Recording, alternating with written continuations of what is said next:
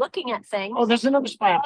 That's a great spy hop right there. So they stick their heads out of the water. Sometimes their eye is above water. Sometimes their eye is below the water. We don't really know why they do it. It could be to remove parasites. It could be to look around and see, oh, you know, what's that boat, or who is that, or, you know, what whale is in the area. It could be a form of communication, because when they go back down, they make a splash. So there's lots of theories, and because we can't really talk to the whales yet, we don't really know exactly why they do that. We also saw some breaching behavior, and that's where almost the entire body comes out of the water, usually at least half the body. Humpbacks, their whole body will come out.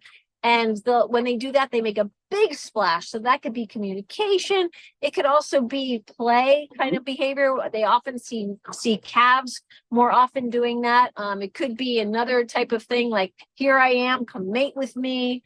But that's really exciting when they do that, because it's a big, huge splash and you see almost the whole body come out of the water. So the two big activities occur here are giving birth, like you were just talking about, but the other one is mating. That's right. And this is mating season. It is. So how do gray whales court? How do they date? Well, that is a little bit different than humans.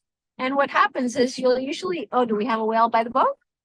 Usually we'll get two males and a female, and the two or three males. Right there. Right here. Oh, here we go. Wow, look at that. Look how big that is. They're coming up. And actually, we'll get back to that, but you see the pattern on there. So it's going to come up. Each whale has a distinct. There she blows. Nice. Each whale has a distinctive coloration pattern that you can see. And that's from rubbing on the sand and barnacles going on and off.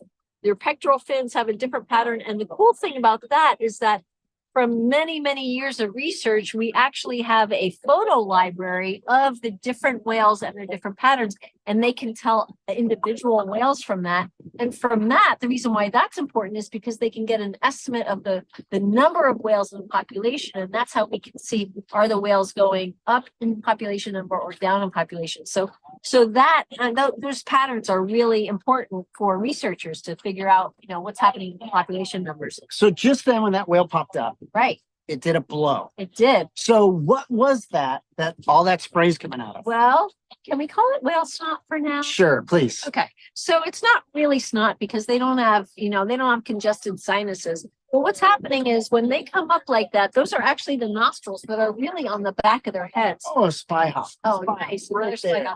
And so when they're doing that, they're releasing carbon dioxide, just like when we breathe out, and then they're taking in a quick breath. It's actually faster than what we do.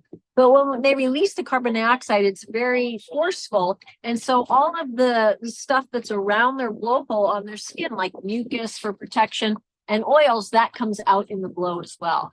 Now, because they have two blowholes, you get a distinctive pattern of blow that comes out, and it actually looks like a heart. If you're in the front or behind the whale, just saw it. Yep. If you were in front or behind the whale, it would actually look like a heart. So Valentine's Day, we're getting a lot of mating. They have a heart-shaped blow. It's perfect. Okay, so that nostril on top doesn't work like our nose, really. Not really. Oh, we got a spy hop over there. Spy hop over there. It's going down. So it's a little bit different than ours because, well, first of all, it's on the top of their head. Yep. And that's because they want to be efficient when they're swimming. So they don't have to put their whole head out of the water like this. They just, put the top of their head and they can take a breath. But the key difference between their respiratory system and our respiratory system is that ours is connected to our esophagus. So if I was eating right now and you made me laugh and I took a breath in, I might start choking or coughing.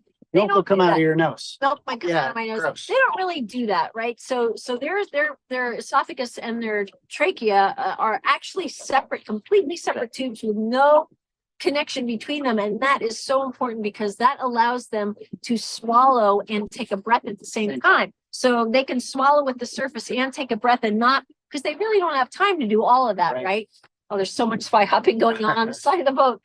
Yeah. So the eye looks like it's right above the mouth. It is, yeah. So how good are gray whale eyes? Gray whale eyes they're really good underwater. Remember, they make their living underwater all the time. They're very large. Yes. They're like that big. Well, hopefully we'll see one a little bit more close up. Look at all the spy hops. Wow. Ooh, wow.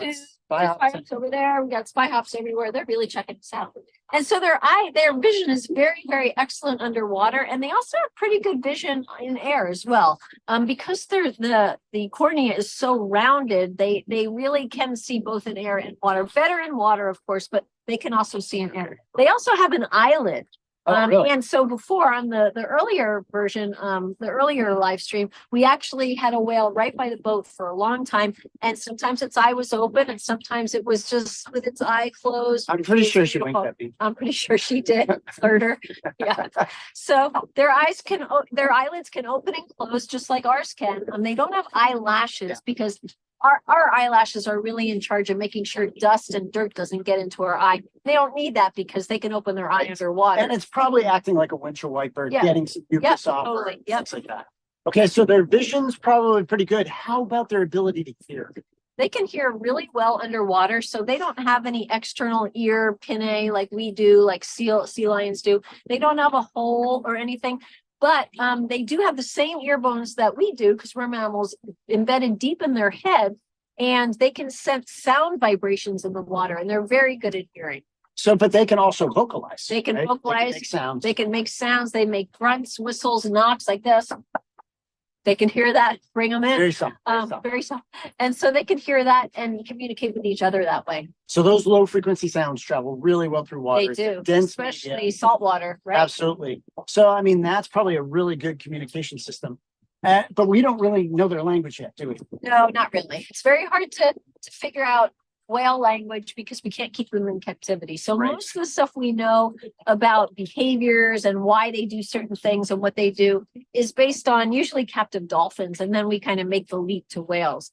So we don't really know what their communication is and what they're saying and what they're doing, although they can infer some things. So when the researchers study sounds and they see a behavior and a sound, they can link that together. And if they see that same behavior and sound linked, more than one time, then they can infer certain things. Got it.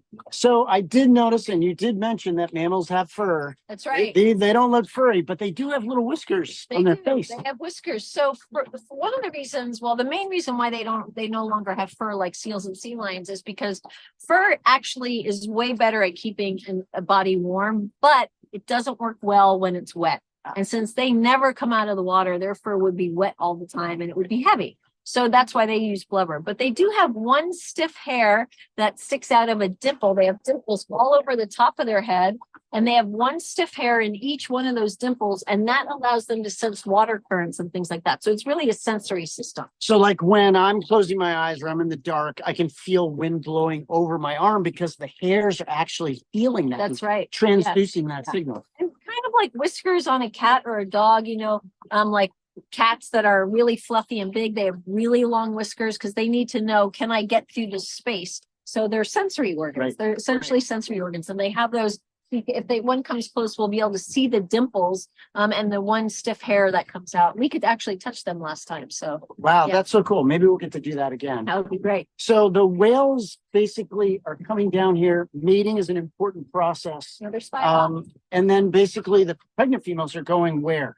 So the pregnant females will start to go north pretty much as soon as they become pregnant. They want out of here because they don't need to be here anymore. They need to go north to feed. But where do they get birth here? Oh, so pregnant females come and they go to the back parts of the lagoon, which are more shallow and warmer and have a higher salinity, so that the babies, when they're born, they have an easier time getting to the surface. So they're in the back part of the lagoons, giving birth, and then they'll slowly make their way towards the entrance to the lagoon, because they're teaching the babies how to swim and getting them strong, having them move against the current.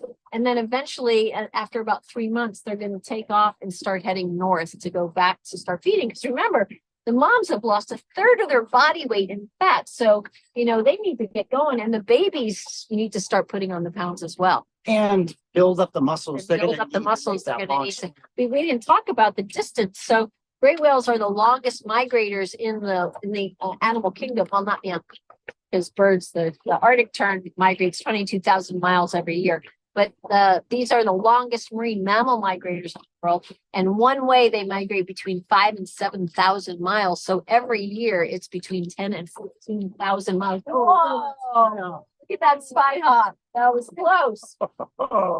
So they have a lot of energy they need that they use up when they're migrating because it's, such a long migrant right there. So the great thing about whales is that because they have to come to the surface to breathe, researchers have used a technology called satellite telemetry, and they can tag the whales with these satellite transmitters that use powerful radio waves. And when the whale's at the surface breathing, that satellite transmitter is transmitting to satellites that are 200 miles in orbit. That's right. And then researchers get an email back with a latitude, longitude, time, date, and the ID of that whale. And they've given us an idea of the path they follow. Now, these whales are considered to be one of the most coastal ones. That's right? right. Yeah. So because what they feed on is shallow water, they actually don't go in the open ocean like blue whales do. And another really interesting pattern is that when they are migrating northward, they hug the coast. They stay much closer to the coast. When they're coming southward, they need to hurry up and, come down here so that they can give birth. And so they actually make a beeline there. It's a more direct route and farther offshore. Sometimes, in fact, they don't even make it here. They give birth on the way. Okay. So, and then they got to bring that baby into these lagoons. So they'll maybe take get the northernmost lagoon to pop in there because they don't want to be out in the kind of the open ocean with that brand new baby. It's really hard on the mom and the baby for that. Sure. And it seems like that when they're making that transit, they're not messing around. They're going from A to B. Yep. By the time they get to Alaska, they're foraging very intensely. How much time are they spending up there? And again, they have to take on a lot of weight, right? Right. So they're spending, a few months up there, really, basically, as however long the water temperature is warm, they'll stay up there. And then they start migrating down. As soon as the water starts getting colder, they're going to follow that kind of warm water line farther and farther down. But something that is really interesting is that, okay, the population is about 14,500 right now. Not all of those migrate down here every year. So they see maybe 300 or 400 per year down here. So not every whale comes down here every year because not every female is giving birth every year, and not every whale is mating every year. Right. And in fact, the females give birth every only 2 to 3 years. And so there are other females that are coming down that are becoming sexually mature. They come down, they get pregnant, and come back down the next year in order to another spot out in order to give birth. So not every whale migrates every single year. Right. Well, and that kind of makes sense. Yeah. That's a long way to go. Right. A lot of energy Right. to spend if you don't need to. Right. Exactly. So Yeah. I guess one of the other questions is when they're making these migrations, they're a saltwater animal. Woo! How do they get fresh water? That's a great question. So the way that these whales get fresh water is by eating their food. So they don't go up to a hose or the river and drink water. Most marine mammals, all of them except for two types of marine mammals, actually just get their fresh water from metabolic water, which is from eating their food, and their body can get that fresh water, and then their kidneys are really highly modified in order to conserve whatever fresh water they get in and make sure that they keep that fresh water in their bodies so that they don't dehydrate. So they're not walking around with any kind of water bottles like we do, nothing like that. They're just eating their nice, watery food, and that's how they get their fresh water. Yeah. So the animals that come in here and give birth to their calves. How big is a baby when they're born? Babies are about 15 feet and 2,000 pounds. Okay. And then, of course, the mom is giving them lots of milk. How much milk? They get about 70 to 80 gallons per day of milk, that poor mom. Now we notice when they spy hop that they don't really have lips. So how do they nurse? That's a great question. So because the babies can't really go up and suckle on the mom, they'll put the end of their nose or end of their mouth really on the mom, and that indicates, okay, it's time for the mom to pump the milk out. And the mom has mammary glands. She has 2 mammary glands, just like we do. And there's a little slit in there, and the baby will press against that, opens up the slit a little, and the mom pumps the milk out of that mammary gland straight into the baby's mouth. We have 2 whales over here, by the way. They're basically drinking gallons and gallons. Drinking, 60 gallons, 60 to 80 gallons a day of milk. And it has high fat content. 60% fat content. Yeah, they're trying to get that baby to pack on the pounds as fast as they can. As fast as possible. But that blubber that we talked about is an insulator. It is right? an insulator. It's also energy storage. Also an energy storage. But if they have it, it also gives them some buoyancy, right? So it helps them stay to the surface because remember, they are mammals. Yeah.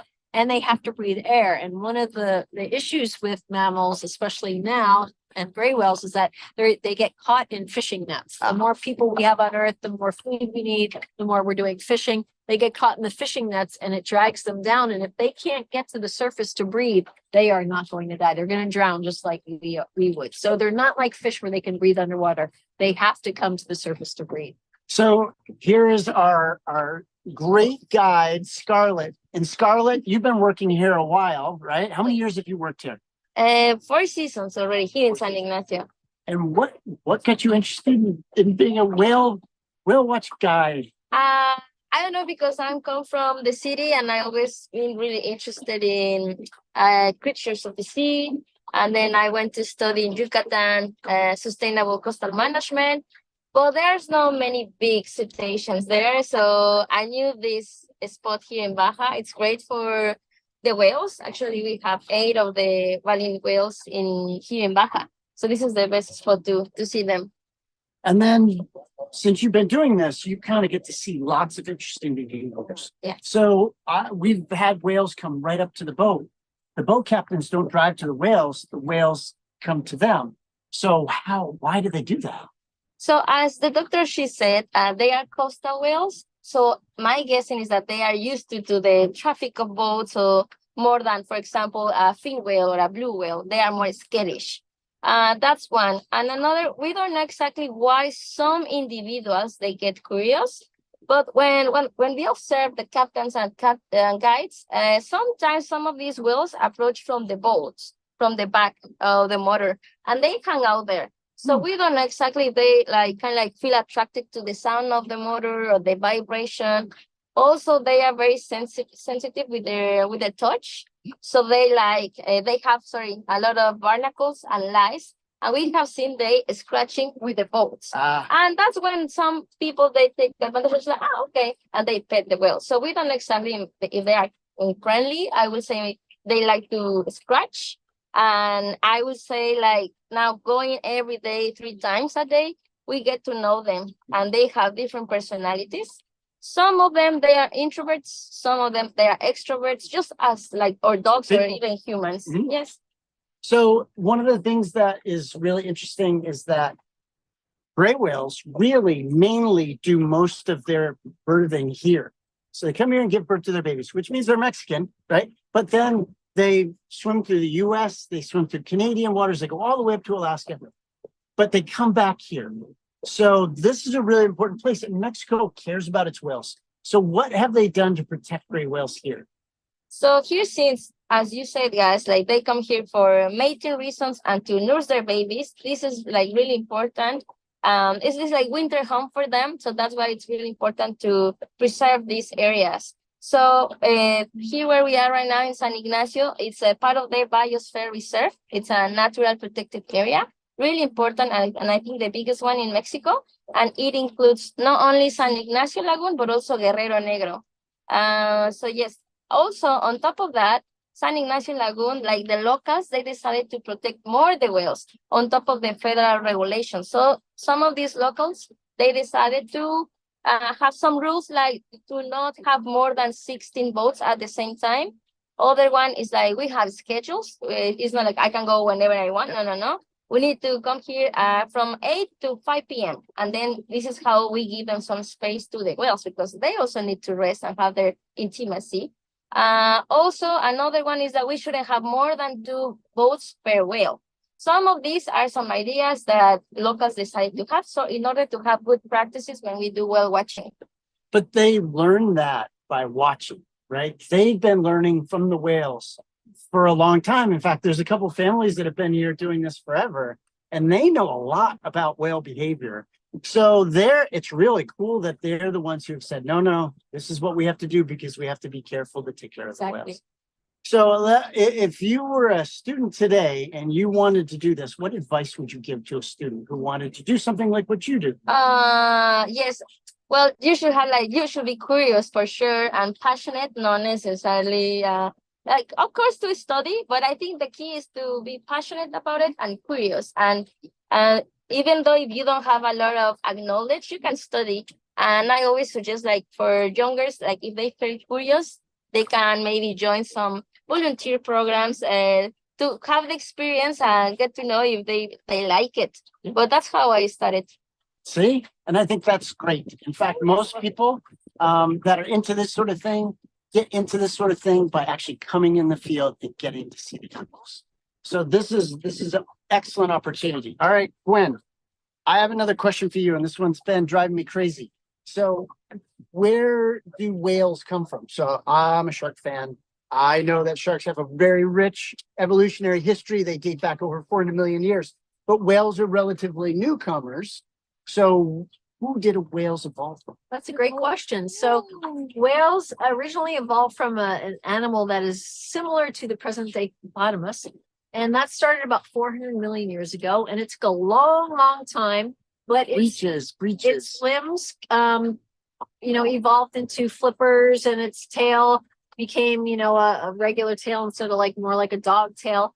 And eventually it lost its hind limbs as it became more and more able to swim in the water. And about 34 million years ago, we saw a divergence of the two types of whales. So the two types of whales are baleen whales and toothed whales and dolphins. So the toothed whales and dolphins include things like sperm whales, orca, all of the dolphin species, and porpoises. And then the baleen whales are whales that are highly adapted to feeding on plankton kinds of things. And that's what the gray whale is. So gray whale is a baleen whale, and instead of having teeth like ours, it has these plates of baleen, which are similar to our fingernails, and they come down in parallel plates, and they have fringes, kind of like a broom.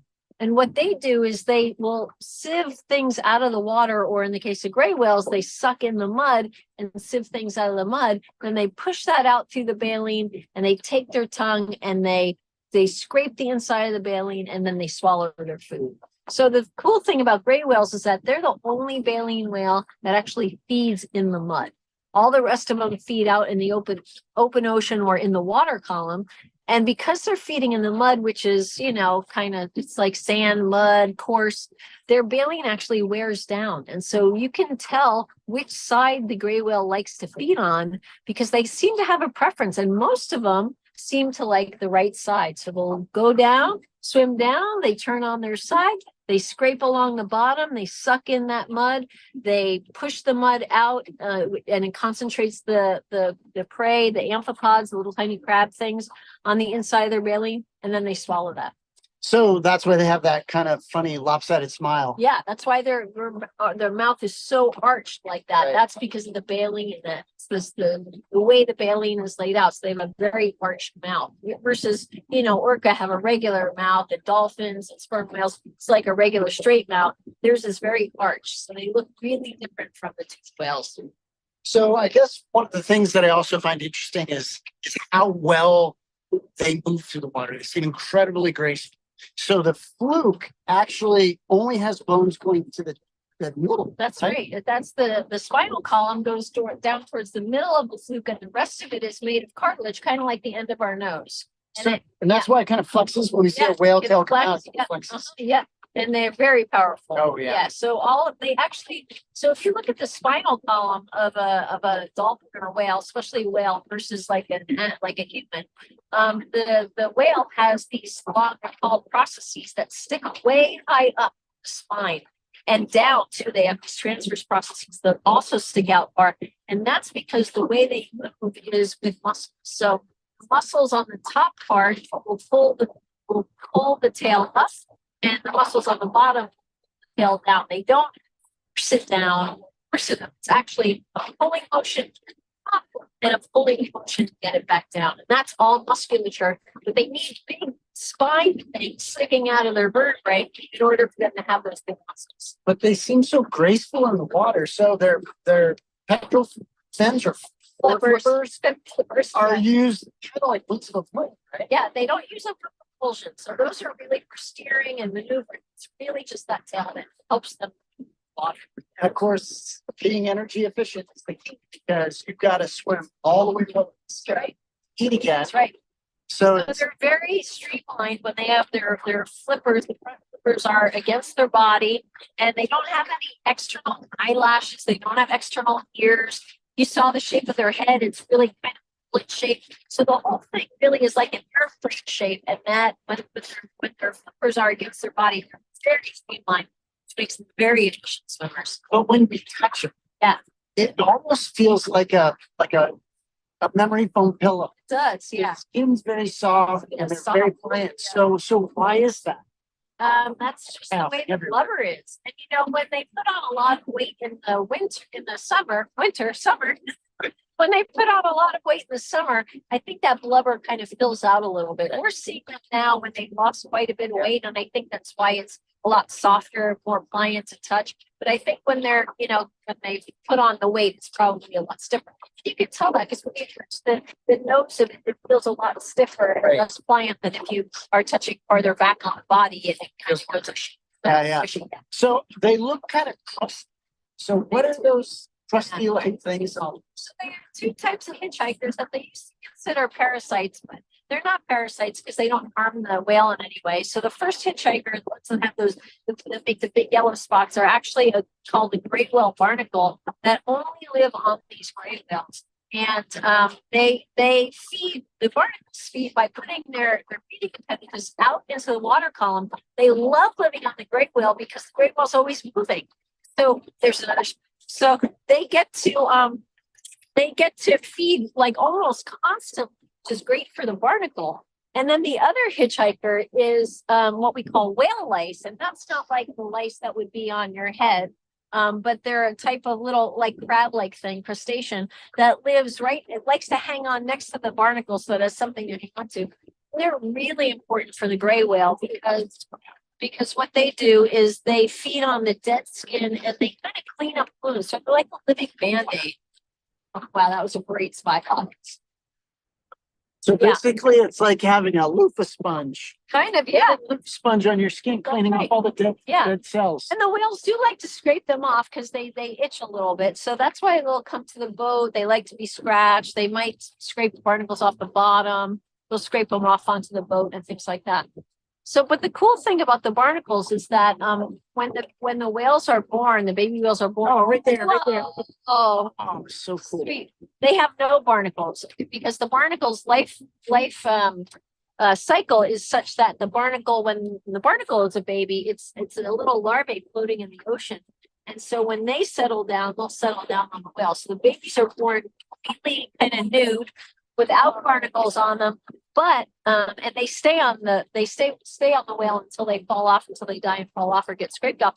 But the whale lice are transferred from the mom. So even like as soon as a day old, you're going to start seeing whale lice on the baby whales, and then the barnacles will grow. Lots of spy house. So we can tell how newborn a newborn is, whether it has barnacles. Right. So how smooth it is. Right. And we know that the barnacle's life stage is such that when it's about an inch or an inch and a half across, we know that that's an adult barnacle. So we'll know, we'll know that the gray whale baby is at least a year old if it has barnacles that are at an inch and a half across. Very, very cool. Oh, look at Look at that. Oh, and in turn too. Yeah. Yeah. Sometimes when they do that, their mouths are open a little bit and you can actually see a little bit of baleen. Yeah, the other day we saw some baleen, but not quite so much today. So all this activity that we're seeing here looks a lot like courtship. It does look like Because there's like 2 or 3, maybe even 4 whales together in a group, and they're looking at each other. and maybe males are showing off, trying to keep the female. I'm the one you should mate with. Yeah. So they're doing that, and there's going to be 2 males. These 2 males that will vie for dominance. They're trying to get to mate with the female, so they're going to be doing displays, postures.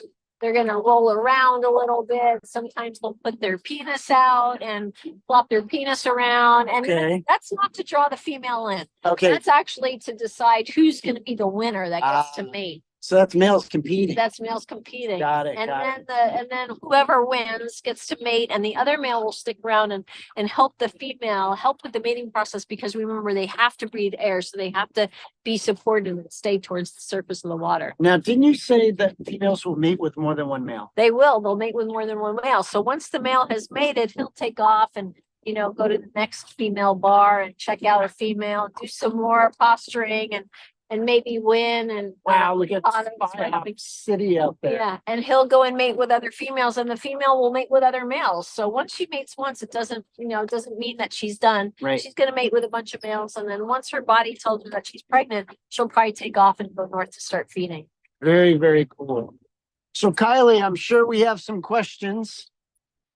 We do have some questions, guys. All right. How do the whales know how to get here on this migration? That is a good question. We don't really know, but we know that they're very, very intelligent animals. And since they're born here, they know, you know, what the coastline looks like. So we think it's just some kind of cues. And since they do have the coastline, they're not going straight across the ocean trying to find it. We think it's a learned behavior. So they're kind of mapping out the coastline and Right. they know, here's the Yeah. canyon. I know I'm Right. here. But Wow. remember, there are innate behaviors that mammals are born with. For instance, babies are born knowing how to cry, right? So they know how to cry to get their mom's attention, and things like that. So there are innate behaviors that these mammals are born with, and that could very well be some kind of innate thing that they're born with. And they, you know, there's probably learning involved, but also they're born with that And that- ability. And that's probably important because if the climate is changing and things are always changing, you may not want to go back to the same place. That's You may right. want to find a different place to go to. So we do know that things like whaling has occurred and it drove the population really low. So what was whaling and how did it impact gray whales? So the whaling in this lagoon was in about the mid 1850s approximately. And I mean, they just had a field day when they came in here and found these whales. And at first it didn't really go that well because their blubber was not high quality. So remember, back in the 1800s, we didn't have electricity. So they used the whale blubber, they boiled it down, and they used the whale blubber to heat homes and to light lamps, like street lamps and things like that.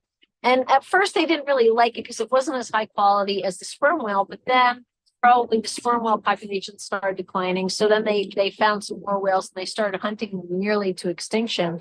And then in about the 1940s, the Mexican government decided that they had to be protected. And then in the 1970s, early 70s, we had the Marine Mammal Protection Act. So they've actually been protected for a long time. And the numbers we're slowly coming back until about 2019. So in about 2015, they saw the highest population in years and years, and that was 27,000. And then in 2019, the population started declining again. And they think the main cause of that is climate change. So how is climate change affecting these whales? And that's a big drop. That's a big Right? drop. That's like 25%. Yeah, that's 13,000 whales. So how's climate change affecting the whale population? So these whales feed on, their main prey are these things called amphipods, which feed on a type of plankton that lives right under the surface of the sea ice in the Arctic. When there's climate change and the sea ice is melting and there's no sea ice, that prey of their prey is gone. And so their amphipods that they're feeding on don't have something to feed on, so the amphipods aren't there. And then the gray whales have to feed on other things that may not be as calorically rich. There might not be as many of them. And so they end up starving. And we've had some years where we see lots and lots of skinny whales that are starving, and whales that actually die. So one of the things that we always think of direct impacts, right? So whaling had a direct impact on whales because people went out and killed them. Right. But climate change is having kind of indirect effects that may take longer or sometimes, in that case, rapid indications. But climate change is going to keep happening. That's right. So what other things do you think might happen to the gray whale population as climate change continues to warm the oceans? Well, hopefully there'll be at least some that adapt to that. So maybe they'll switch, their source, and those will teach their young to switch food source. And so hopefully there'll be enough left that the population can, can survive, but we really don't know. I mean, it could be that they go extinct just like other mammals. We have another breed mammal down here in Baja, the other side of the Gulf, called the vaquita dolphin. I think there's only 7 of those left, and they are actually considered to be extinct. There might even be fewer than 7 right now. And that's a real issue. So in our lifetimes, we have seen many animals go extinct, and that could happen. But there are other human impacts other than climate change. There are. In the whales, right? These are filter feeders. They're Right. filtering things out of sediment. Yeah, We use plastic for everything. right. How's plastic? They take in plastic. They think they're hungry. They think it's food. They'll take in plastic, and it gives them no nutrition. So they are still hungry. So they take in more and more plastic, and it clogs their digestive tract.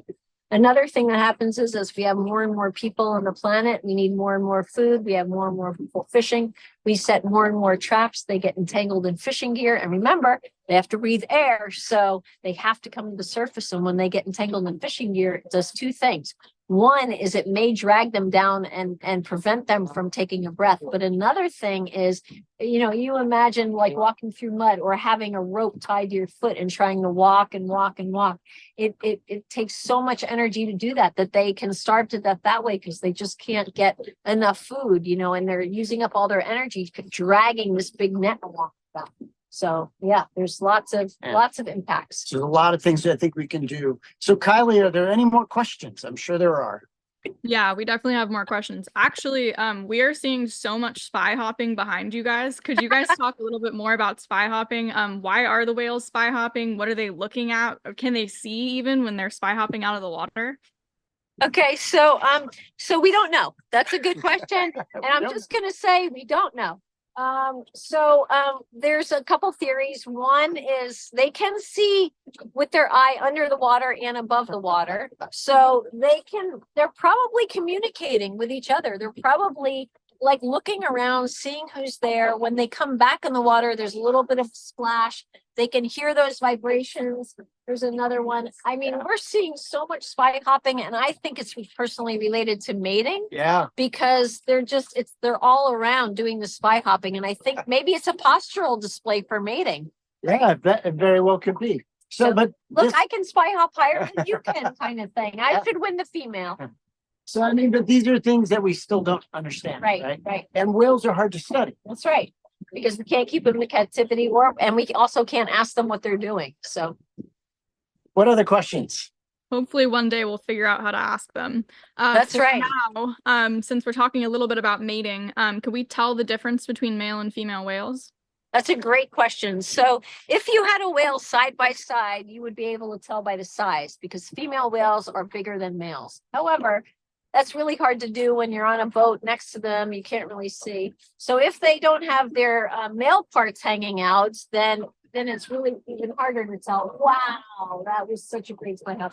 But you can tell if you look at the underside surface of the whale, if you can see that. So females have their reproductive tract and their anus in one long slit on the underside of their body, like from here down. And on either side of that long slit, they have 2 little slits where those mammary glands are housed. Males have one little slit towards their belly button. That's for the male reproductive parts. And then one little slit towards the end, which is their anus. And they don't have the 2 little slits. But again, unless they're laying on their backs as they're swimming right by, it is very difficult to tell. A whale just spy hopped right in between you guys. That was super. Yeah, it's it's like cool popcorn to watch action. from this side. Yeah.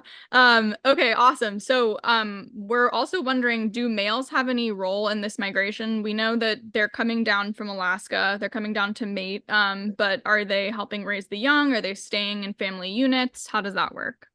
So males are, they just like to go to the bars and pick up the women and then take off. So there's no there's no male caring for babies at all. In most mammal species, that actually doesn't happen. Cats and dogs, same thing. There's no care by the male. And in fact, he mates with a female and he goes off, he finds another female. He doesn't actually even know which female is having his baby. So it's just, let's mate and run. Lots of shenanigans are happening out there with the whales. There's a lot Lots of shenanigans going on. Yeah. Okay, let's see. How long is a whale drinking milk from its mother? And then how long is that calf staying with the mother? Okay, great question. So the baby will drink milk for about 3 months. The baby will drink milk for about 6 to 8 months, and it's 3 months here in the lagoon, and then they start migrating. And once the mom says no more milk, so her milk dries up, she's got to start feeding again. She kind of cuts the baby loose, and she does not take care of that baby for the rest of its life. So she separates from the baby. She's taught the baby a little bit how to feed. They're not feeding down here, but she'll show it how to like go in the sand here. And basically it's like, okay, you're on your own now, and the baby might stay with the calf, close to it up in Alaska, but really there's no baby care, there's no calf care. She's not really helping the baby at all up there. So it sounds like different from orcas who we know kind of live in family units. It sounds like gray whales are not living in family units. That's correct. They really separate, and orcas stay with their family for life. In fact, the grandmother is kind of the one in charge. And with gray whales, we don't see that. We don't see large aggregations of any kind of relatedness at all. If they do form a large aggregation, it's only because that's where the food is and they just happen to come together, but they don't stay together for life. They don't travel in big pods. They travel really singly by themselves. So yeah, not big family units like orcas. Well, speaking of orcas, what are the predators of gray whales? So there's only two predators that we know of gray whales. Humans are one of them. But because of the protections, we really, they're kind of protected from us. The subsistence hunters in Alaska, the indigenous people in Alaska, are allowed to hunt 140 gray whales a year, but in the past few years, they've only taken about 2. But the good news there for that is that they use every single part of the gray whale, so there is absolutely no waste. So the main predator really are orcas, and remember, that's part of the food chain, so they have to eat too. So while we may see footage that seems kind of mean, that's actually part of nature, and they have to eat just as well as every other animal has to eat. So the main predator would be the orcas, and that's usually on their migratory route. Very cool. All right. I think we only have time for 1 or 2 more questions. I know we have quite a few students watching, and I would love to hear, Scarlett talked a little bit about this, but I'd love to hear how someone becomes a whale biologist, but also what other jobs are there for people who are maybe interested in the ocean or interested in whales, but don't necessarily want to be a biologist or maybe don't want to be out on the water. Okay, that's great. So to be a whale biologist, you kind of have to decide what you want to do. So if you want to be a naturalist on a boat, the best thing to do is to start getting experience when you're in high school and volunteer for whale watches, and then really go to school for marine biology and try to be strong in chemistry and math. That's the kind of cornerstone of all biology. And then you could work your way up. So you could be a researcher, you can teach. If you want to be a researcher, it's best to have a PhD, so you have to go through a lot more schooling. If you want to just work on the ocean and you don't care about whales in particular, there's so many things you can do. You can work at an aquarium. You can get a job as a consultant. You can try to get a job with the government doing projects and being a field biologist. So there's so many opportunities out there, but the number one thing I would say would be to start early and start getting as much experience as you can, because everyone, all the job agencies and places to get jobs are really looking for people that have experience on boats, experience handling animals. Even if you wanted to like volunteer at an animal shelter, that even gives you experience. And for example, in Southern California, we have 2 marine mammal stranding centers, 3 actually. There's one in Malibu, one in Palos Verdes, and one in Laguna Beach. And you can volunteer to do shifts there where you're working mainly with seals and sea lions, because they don't have the capability to take in whales and dolphins. But if you live in San Diego, you can volunteer at SeaWorld and things like that. And I think the other thing students have to remember is even if you're interested in whales or sharks, but you don't like being in the field, you get seasick and things like that, there are plenty of other opportunities. Right. Researchers are using all this great technology now, gather huge amounts of data, and we need people who have good math and computer science skills that can basically interpret those data. So you don't even have to come out here if you don't feel comfortable coming out here, but if you want to do research, being able to work with the data is really important. Wow, look at those whales. They're coming this way. Right under the boat. Actually, they really like that boat. Yeah. The boat on Yeah, that it's a boat. favorite. It's a Suzuki. Yeah, they like the Suzuki engine. So funny. Oh, Wow. Nice. Any other questions, Kylie? I think we are just out of time. If you guys have some closing Yeah. words you want to say to the viewers. yeah, so we want to thank everybody for joining us. Oh, there's a big whale Oh, tail nice. right there. Oh, Be we're gonna careful. get a little splash. Very powerful. Yeah, see how flexible that is? Yeah. This is so cool. So we want to thank you for joining us. Hopefully you've learned something about great whales. Hopefully you'll want to get out in the field. If you ever get a chance to go on a whale watch, go check it out. We have to thank our guide and naturalist, Scarlett, who's done a phenomenal job teaching us about all these great things. We need to thank our captain, Adrian, who's been able to help us find whales and put us on whales. We want to thank Roxanne, our second camera. Yay! And then, of course, we have to thank our cameraman and our founder, Dan. So thank you, everybody. Oh, it's right here. One last shot. And of course, we have to thank. Oh, nice. And there's the blowholes. It wants to say It wants to say goodbye. We're going to be able to touch it. All right. So exciting. So exciting. There's barnacles. Wow. Beautiful. Just hanging it up. Come to the boats. That's awesome. Yeah. Both lovely. Nice. There. Sorry, our camera just went a little wonky. There. We're getting it back.